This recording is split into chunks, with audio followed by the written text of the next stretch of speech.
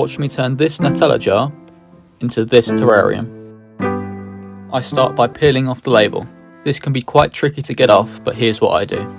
I use a sharp blade to scrape most of it off, and then cover it in hand sanitizer and let it sit for 5 to 10 minutes. If you have any better ways of removing labels, please let me know in the comments below.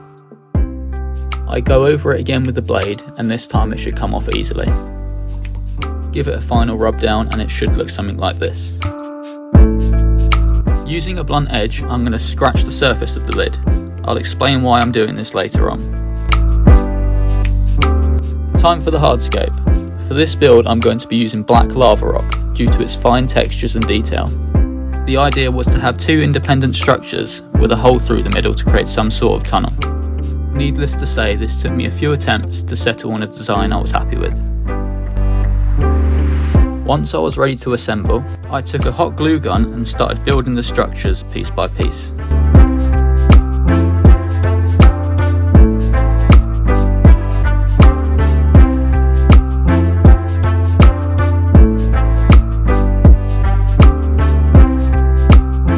Here are the completed structures. I decided to go with a third piece to go across the top. Before attaching them in place, the exposed glue needs to be covered up. To do this, I'm going to use aqua soil powder and super glue. I simply apply some super glue, sprinkle on some aqua soil powder, and remove the excess. I repeated this for each joint until there was no more visible hot glue. Time to attach them to the lid. The reason I scratched up the lid earlier was to give a better surface for the glue to hold onto. If I just left it how it was, the glue would have a much harder time holding on.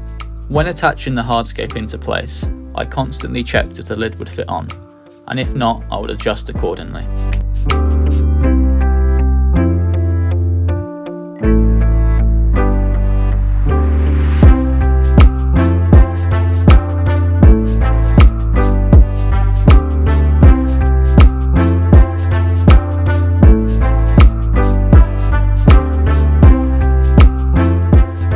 Once the hardscape was complete, I added some more super glue to the base just to make sure everything would stay in place, and also covered up any more exposed hot glue. At this point I added the substrate. I'll put my mix up on screen now, but if you don't want to make your own, most ready-made terrarium soils do great. I'll put some links below. When adding the substrate, I created a slope towards the middle and tried to leave the edges free so the lid could still fit on. Time for the moss.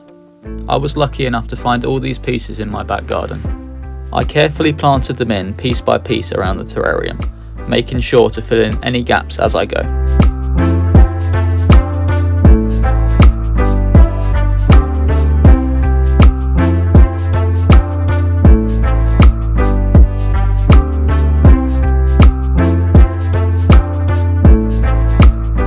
Next, I took some small chunks of moss and wedged them in the gaps and cracks of the rocks.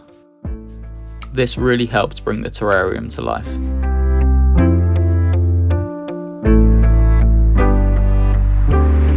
I then took some small chunks of lava rock and added them around the base for detail.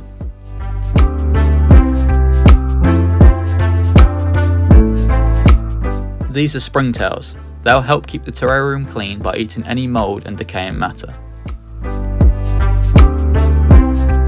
Time to give the terrarium a spray down.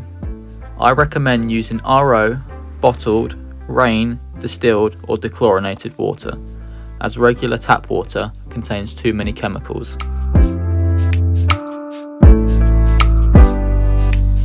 If you enjoyed this build, watch this to see me turn a box of Tic Tacs into a terrarium.